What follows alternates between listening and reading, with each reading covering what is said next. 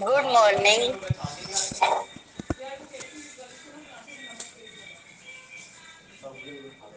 परमात्म नूरों का स्वागत। अपने आप को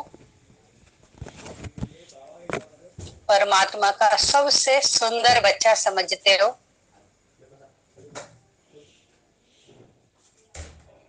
सबसे सुंदर, सबसे करीब, लवली। जैसी स्मृति होगी परमात्मा की, जैसी स्मृति कि मैं उसका कौन सा बच्चा हूं, वैसी ही चाल होगी, वैसा ही कर्म होगा। एक बड़े आदमी के बच्चे को हर समय नशा रहता है कि मैं किस बाप का बच्चा हूं। नेगेटिव नशा ना हो जाए, पॉजिटिव नशा। नशा नेगेटिव भी हो जाता है,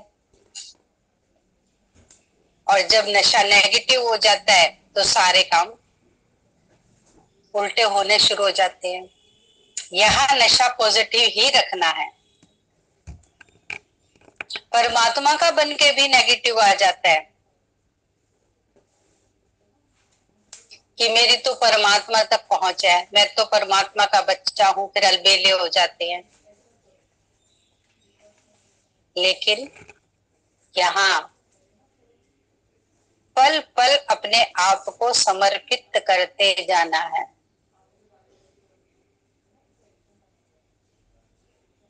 कितनी धाराएं निकलती है छोटी छोटी,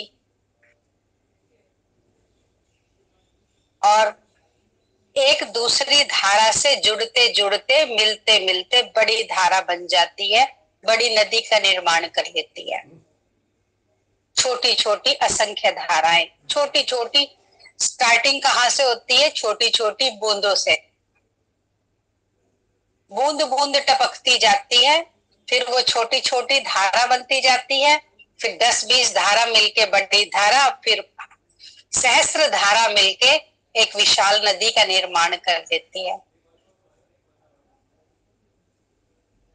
ऐसे ही मेरे छोटे छोटे प्रयास,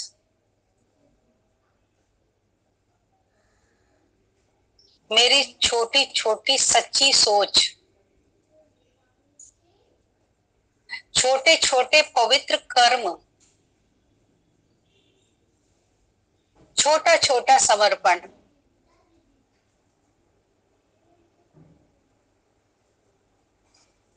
आज कोई कार्य हो पाया, कोई कार्य नहीं हो पाया। नहीं हो पाने में बाहर ना निकले। मेरी सोच धारा परिवर्तन ना कर ले, इसका मुझे भरपूर अभ्यास करना है। अभ्यास करते जाएंगे, अभ्यास करते जाएंगे कि मेरी धारा परिवर्तित ना हो, मेरी धारा समर्पित हो। आज ये कार्य नहीं हुए, कोई बात नहीं। आपकी ऐसी ही इच्छा थी, कल हो जाएगा, परसों हो जाएगा। लेकिन आज ना होने में मैं उखड़ ना जाऊं, मैं विचलित ना हो जाऊं। धीरे धीरे मुझे अपनी ये नेचर बनानी है। जब एक एक धारा, एक एक संकल्प जुड़ता जाएगा, पॉजिटिव संकल्प जब जुड़ता जाएगा, तब जाके धारा बनेगी, बड़ी नदी बनेगी।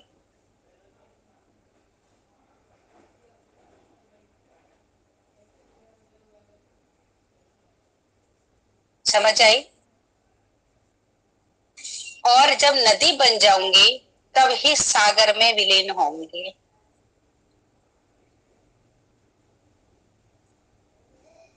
छोटी छोटी धारा की यात्रा तो कहीं भी खत्म हो सकती है।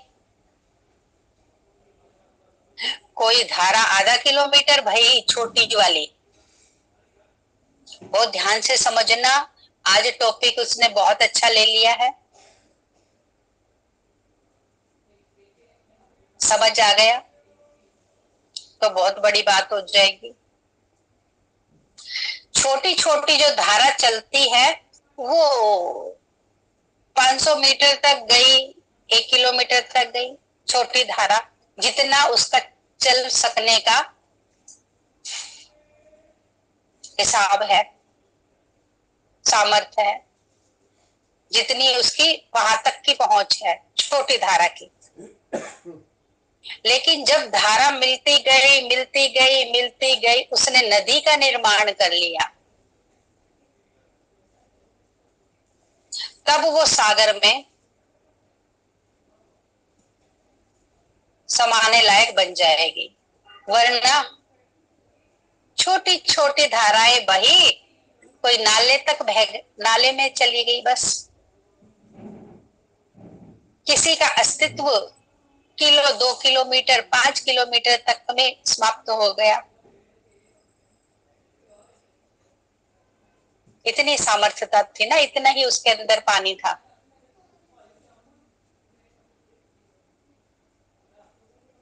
और मेरे जब एक एक संकल्प परमात्म दिशा की ओर बढ़ने लगेंगे, परमात्म ज्ञान की ओर, परमात्म ध्यान की ओर, किसी भी बात में विचलित नहीं होऊंगा। पिछली बार हो गया था, इस बार नहीं होऊंगा। पिछली बार के विचलित बने से सबक लेके इस बार मैं विचलित नहीं होने वाला। इस बार जो मैं विचलित नहीं हुआ, मेरी धारा नहीं टूटी। विचलित होने से मेरी धारा टूट गई, मैं खंडित हो गया, मैं नदी में समाने के लायक ना बन पाया। जब पिछली बार मैं विचलित हुआ था तो, लेकिन अब मैं समझ गया हूं, पिछली बार वाले लेसन से इस बार मैंने समझ जाना है कि मुझे इस बार विचलित नहीं होना है। और जब मैं विचलित नहीं हुआ तो मैं खंडित भी नहीं हुआ, मैं फिर नदी का भाग बन गया। मेरी अलग लाइन नहीं बनी, अलग पहचान नहीं बनी। नदी में मेरी ही तो नदी है, मुझे ही तो आगे बढ़ना है। और मुझे आगे बढ़ने के लिए एक पवित्रता की धारा, एक शुद्धता की धारा, एक शांति की धारा, एक प्रेम की धारा, एक सहयोग की धारा, एक समर्पण की धारा, एक निर्भयता की धारा, एक ज्ञान की धारा, एक आत्मबोध की धारा, एक आत्म समर्पण की धारा। ऐसी जब असंख्य धाराएं जुड़ती जाएंगी, तब नदी का निर्माण हो जाएगा।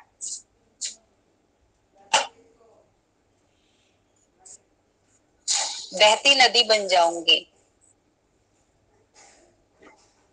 और ये बहती हुई नदी ही सागर से मिलेगी।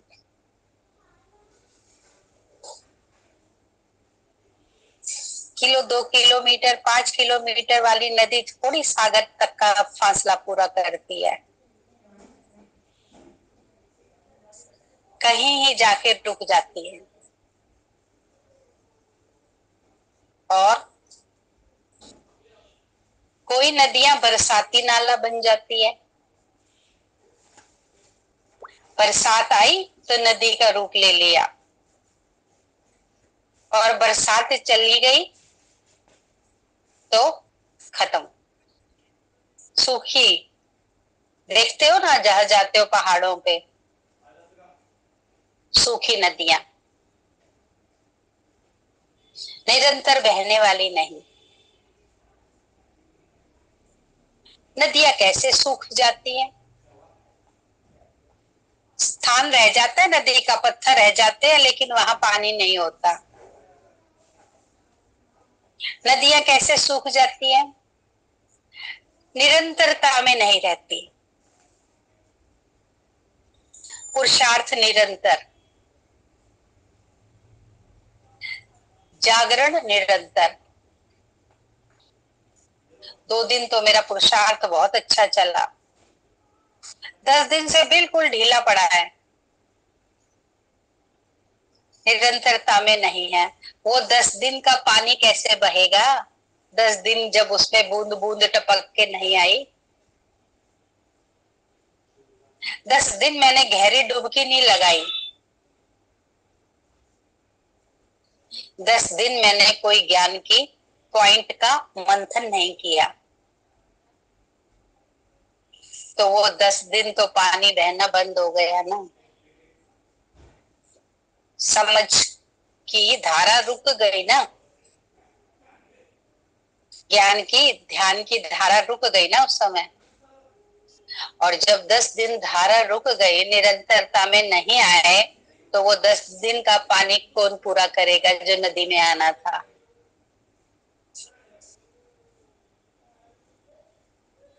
इसलिए नदियां सूख जाती हैं। ये मिलन सागर से मिलन है, विराट सागर से मिलन है। ये मिलन कोई छोटा मोटा मिलन नहीं है, लेकिन ये यात्रा वही पूरी कर पाते हैं जो निरंतर समझ का दायरा अपना बढ़ाते रहते हैं। मैं किसी काम में बिजी हो गया, कर तो रहा हूं मैं थोड़ा बहुत ध्यान, थोड़ा बहुत मनन चिंतन, लेकिन 90% टाइम मेरा किसी कार्य में है। महीना 2 महीना, शादी ब्याह का समय आया, मैंने तो सब काम छोड़ दिए ध्यान और ज्ञान के, और मेरा पूरा टाइम शादी ब्याह की तैयारियों में। तो वो जो समय है, वो जो समय है 2 महीना, 6 महीना, साल, या शादी होने के बाद का भी टाइम, मैं बस आवागमन में लगा रहा, 2 आ रहे 4 जा रहे हैं, 2 आ रहे 4 जा रहे हैं। वो 6-8 महीना, साल का पूर्ति कौन करेगा? नदी में पानी नहीं आया ना, नहीं आया तो नदी सूख जाती है। कब? इतनी मुश्किल से तो पथ पर आते हैं, कितना मार के पीट के अपने आप को यहाँ से वहां से तैयार करके पथ पे आते हैं। और जब ऐसा कुछ होता है जीवन में, तो कब पथ भ्रमित हो जाते हैं पता ही नहीं चलता। सारी शांति, सारा चैन, सारा प्रेम, सारी साधना बंद।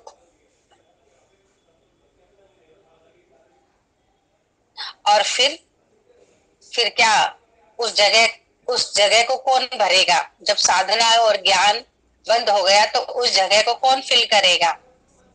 क्रोध फिल करेगा, अहंकार फिल करेगा, भटकाव फिल करेगा, छोटी छोटी बातों में रूठना, छोटी छोटी बातों में जोश में आ जाना,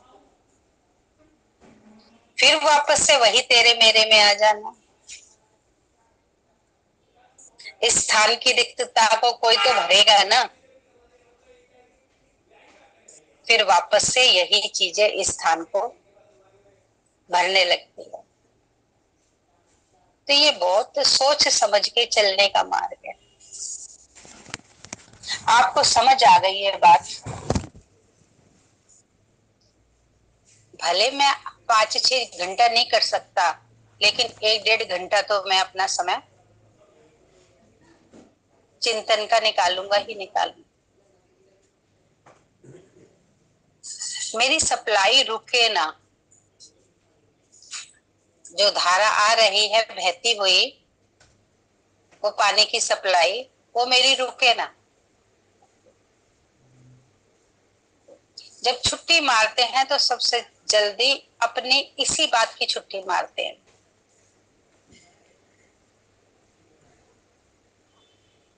और छुट्टी मारने में अनेक प्रकार की आंधी, अनेक प्रकार के तूफान उस स्थान को फिर से भर लेते हैं। इसलिए अपने आप में कितना भी कार्य हो, लेकिन मेरी साधना और मेरा तप, मेरा ध्यान, मेरी एकाग्रता, ये बराबर बनी रहे।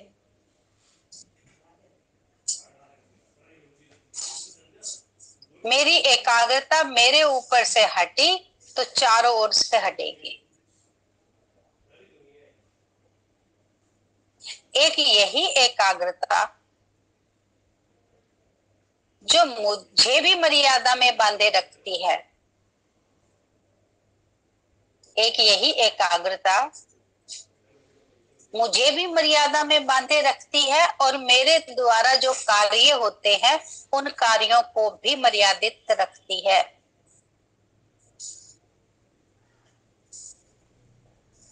समझ आई? और मेरी ये एकाग्रता भंग हुई किसी भी कारण से, तो मुझे भी डामाडोल कर देगी और मेरे द्वारा जो कार्य हो रहे हैं उन कार्यों को भी डामाडोल।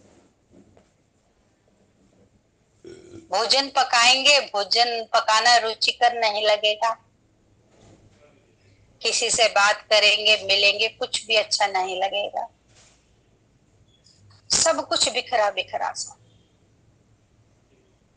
ऐसा क्यों? क्योंकि मेरी सबसे पहले एकाग्रता डिस्टर्ब हुई। जब मैंने ध्यान का, अपने आप को संभालने का काम नहीं किया, तो सबसे पहले मेरी एकाग्रता भंग हुई। और मेरी एक एकाग्रता के भंग होने से सबसे पहले मैं डिस्टर्ब हुआ। मैं डिस्टर्ब हुआ तो सारे कार्य भी डिस्टर्ब हुआ। इतना बखेड़ा बखेरूं कि खुद भी डिस्टर्ब हो जाऊं और काम भी डिस्टर्ब हो जाए, इससे अच्छा ना पहले उठते ही अपने आप को एकाग्र कर लो। अपने आप को संयंत्रित कर लूं, अपनी ऊर्जा को। वरना ऐसा कुछ भी चीज ऐसी नहीं बनी जो ऊर्जा को बांध के रख सके। जो मेरी आत्म एनर्जी है वो पल पल टूटती रहती है, वो पल पल बिखरती रहती है आत्म एनर्जी।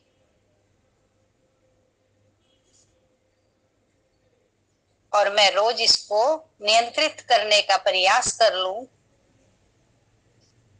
जब आपको लग रहा है कि अब आप बिखर रहे हो, अब बेचैन हो, अब शांति से कार्य नहीं कर पा रहे हो, उथल पुथल हो रही है भीतर में, वहीं रुक जाओ। कोशिश करो, सारा कार्य रोक दो। और पहले अपनी ऊर्जा को मेंटेन करो। जब ऊर्जा मेंटेन हो जाएगी तो जो आप तोड़ फोड़ के बिखेर के 10 काम बढ़ा के फिर ठीक करने वाले थे,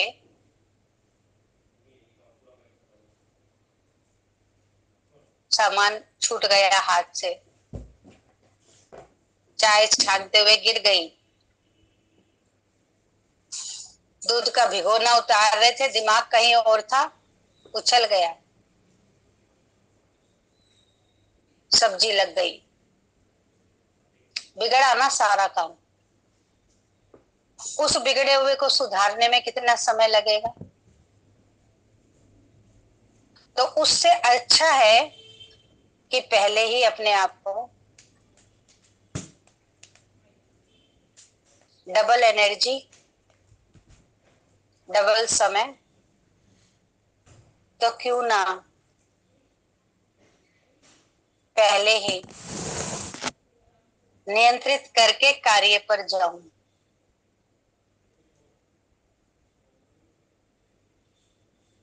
कार्य को पहले तवज्जो देने लगते हैं, ऊर्जा पर ध्यान ही नहीं जाता कि ऊर्जा नियंत्रित है कि नहीं। उठे और सीधे काम पे चले जाते।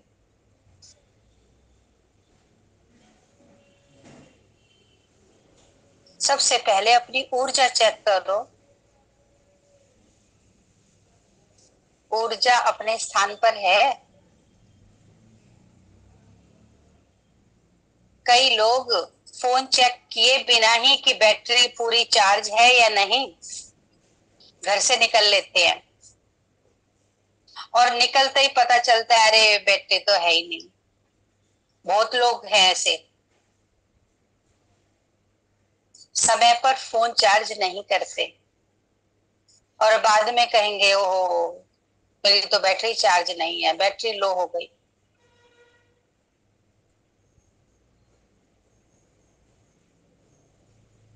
पहले बैटरी चार्ज करके रखो, फिर कार्य व्यवहार में आओ। वही कार्य, वही कर्म आपकी नदी को आगे बढ़ाने में सहयोग देगा। सुचारू रूप से आपने भोजन बनाया, शांत मन से, प्रभु याद में, वही प्रभु याद का सुचारू भोजन सब लोगों ने ग्रहण किया, शांति से आपने टिफिन पैक करके दिया, शांति से हर कर्म निपटाए। अभी नहीं पता चल रहा होगा इस बात का कि ये शांति कैसे काम कर रही है। ये एकाग्रता, ये शांति सबके मनों को स्थिर कर रही है और ये मेरा कार्य है।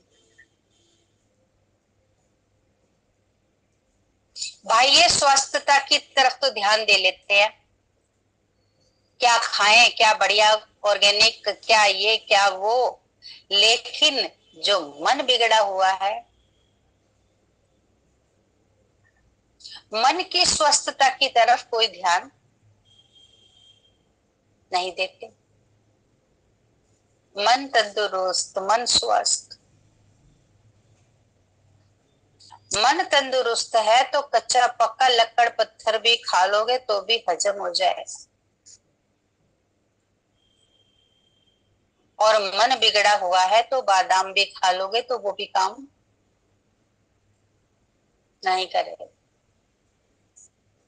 इसलिए सबसे पहले अपने मन की स्वस्थता का ख्याल रखो। अपनी कीमत आप बनाते हो और अपनी कीमत आप ही गिराते हो। बोलते हैं सामने वाला मेरी वैल्यू नहीं करता, जब मैं ही मेरी वैल्यू नहीं करता तो सामने वाला मेरी वैल्यू कैसे करेगा? मेरे द्वारा किए हुए कार्य ही सही नहीं है। मेरे द्वारा किए हुए, मैं सही नहीं हूं, मैं बिखरा हुआ हूं, तो मेरे कार्य भी बिखरे हुए होंगे, तो दूसरे को सेटिस्फाई कैसे कर पाएंगे।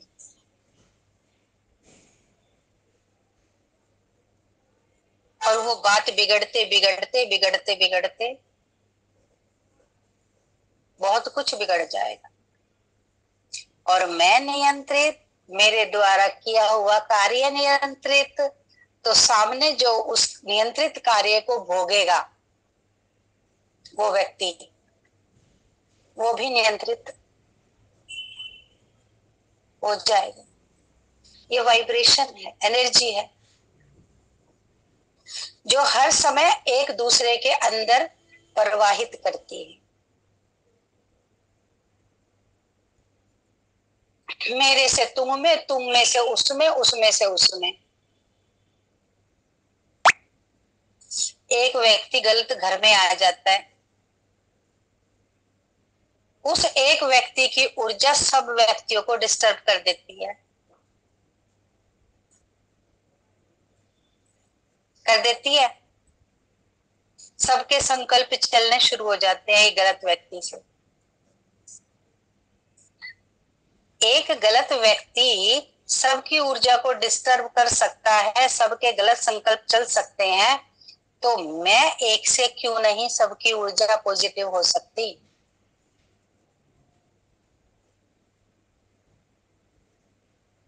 जब एक का गलत सब पे प्रभाव पड़ सकता है, तो मुझे एक सही का प्रभाव सब पे सही क्यों नहीं पड़ सकता।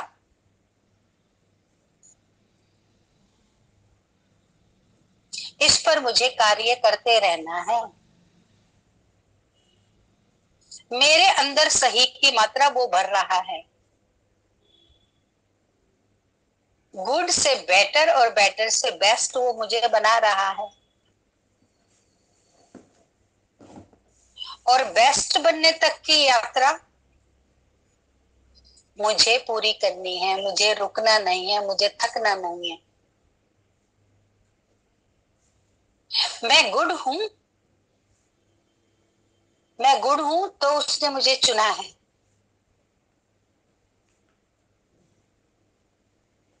मैं गुड भी ना होता तो वो मुझे चुनता नहीं।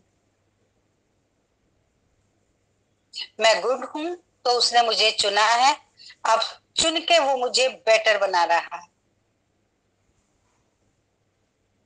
और जब मैं बेटर बनने की क्रिया पूरी कर लूंगा तो वो मुझे बेस्ट भी बना देगा। ये है चढ़ाई, ये है गति, ये है यात्रा।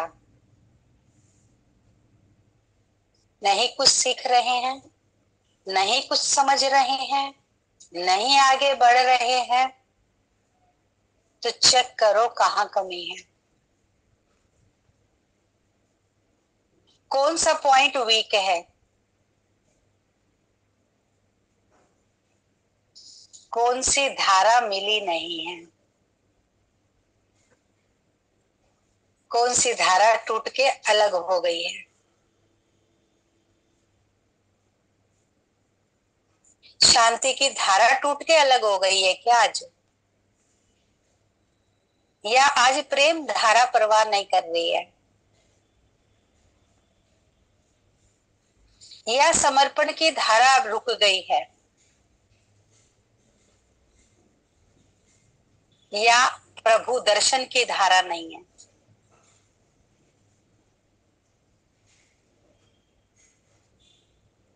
या आत्म अन्वेषण की धारा नहीं है आज? आत्म अन्वेषण मेरा खुद का विचार को पढ़ना और समझना, दूसरे दूसरे में कमी निकालता रहा, मैंने अपना खुद का निरीक्षण नहीं किया। ये धारा,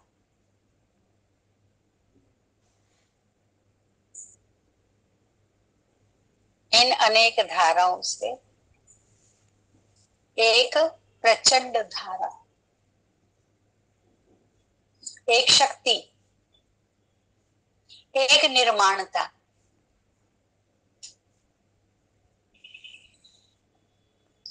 निर्माण तो तभी होगा ना जब अनेका अनेक धाराएं जुड़ती जाएंगी।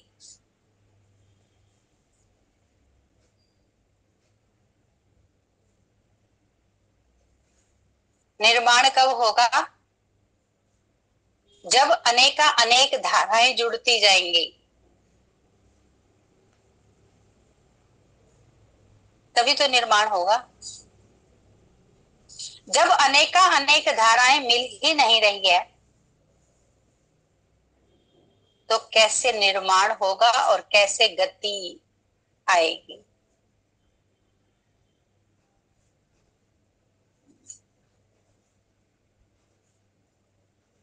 समझ आई? पूरी तरीके से समझ आ रही है बात?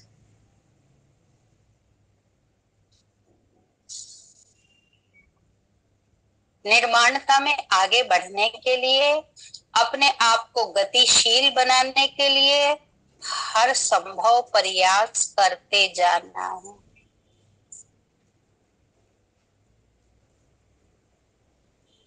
प्रयास में दूसरा नहीं है। प्रयास में किसी और का सहयोग नहीं है।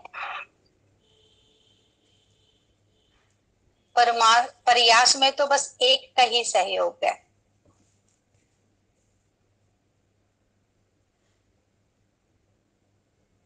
और उसका सहयोग निरंतर है। वो 5-7-10 दिन की छुट्टी नहीं मारता।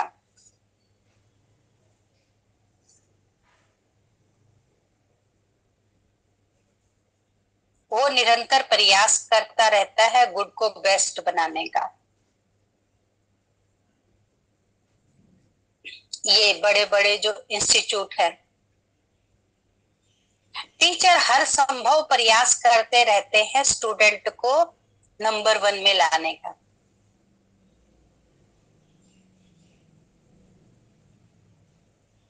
IIT, आकाश और जो बड़े बड़े इंस्टीट्यूट, इसी तरीके से ये मेरा इंस्टीट्यूट है और मेरा परमात्मा हर संभव प्रयास कर रहा है और मैं उस प्रयास का हिस्सा बनकर ही दिखाऊंगा।